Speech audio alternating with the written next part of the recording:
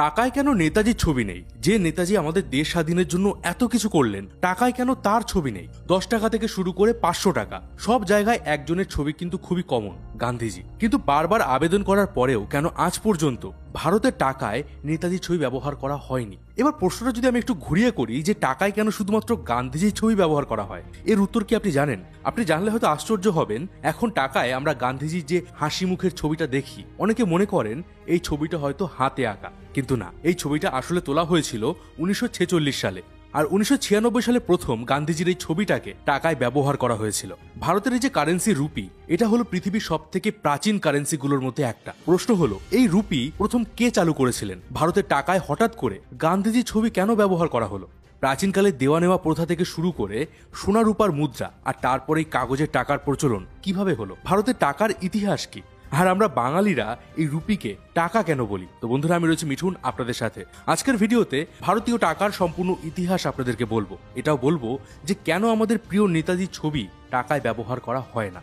এই ভিডিওটা নিয়ে আমি অনেক রিসার্চ করেছি, তাই আজ টাকা নিয়ে আপনি অনেক কিছু জানতে পারবেন। ভিডিওটা একদম শেষ পর্যন্ত দেখুন। 2022 সালে 94 বছর বয়সী একজন স্বাধীনতা সংগ্রামী হরেন বাগচি কলকাতা হাইকোর্টে আবেদন করেছিলেন যে টাকায় এবার থেকে যেন নেতাজির ছবি ব্যবহার করা হয়। কিন্তু সে সময় কলকাতা হাইকোর্ট এই আবেদন খারিজ করে দেয়। কোর্ট থেকে বলা হয়, আরবিআই অ্যাক্ট 1934 এর সেকশন 25 মতে একমাত্র ভারতের রিজার্ভ ব্যাংকের কারেন্সি ম্যানেজমেন্ট ডিপার্টমেন্টই ঠিক করতে পারবে যে ব্যাংকের নোটের ডিজাইন কেমন হবে, সেখানে কার ছবি থাকবে। আবার এই রিজার্ভ ব্যাংক যখন কোনো নোটের ডিজাইন বানায়, তখন তারা সেন্ট্রাল গভর্নমেন্টের থেকে রেকমেন্ডেশন নেয়। সেন্ট্রাল গভর্নমেন্ট যদি নোটে কোনো ব্যক্তির ছবি ব্যবহার করতে বলে, সেটা রিজার্ভ ব্যাংক চেক করে দেখে, আর তারপর সেই দুই পক্ষের মতের মিল হলে সেই ছবি বা ডিজাইন নতুন নোটে ব্যবহার করা হয়। এর সাথে কোর্ট থেকে এটাও বলা হয় যে ভারতের স্বাধীনতার জন্য নেতাজির অবদান অনস্বীকার্য।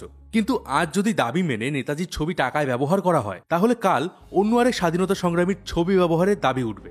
ভেবেই দেখুন না, নেতাজি তো আমাদের দেশের জন্য এত কিছু করেছেন, কিন্তু বিনয়, বাদল, দীনেশ, বাঘা যতীন, ভগৎ সিং, চন্দ্রশেখর আজাদ, এমন তো আরো বহু স্বাধীনতা সংগ্রামী আছেন। এরাও তো দেশের জন্য নিজেদের জীবন দিয়েছিলেন, তাহলে এরা কেন বাদ যাবে? আর এই কারণে সরকার এই ধরনের কনফিউশন দূর করতে শুধুমাত্র গান্ধীজির ছবি টাকায় ব্যবহার করে, কারণ গান্ধীজি ইউনিভার্সালি সব জায়গায় অ্যাকসেপ্টেড।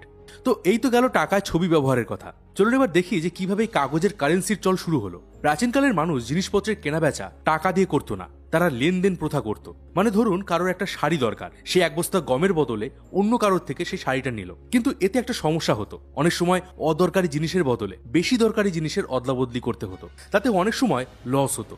তখন মানুষ ভাবে যে এইভাবে তো চলে না, কিছু একটা মানদণ্ড ঠিক করতেই হবে।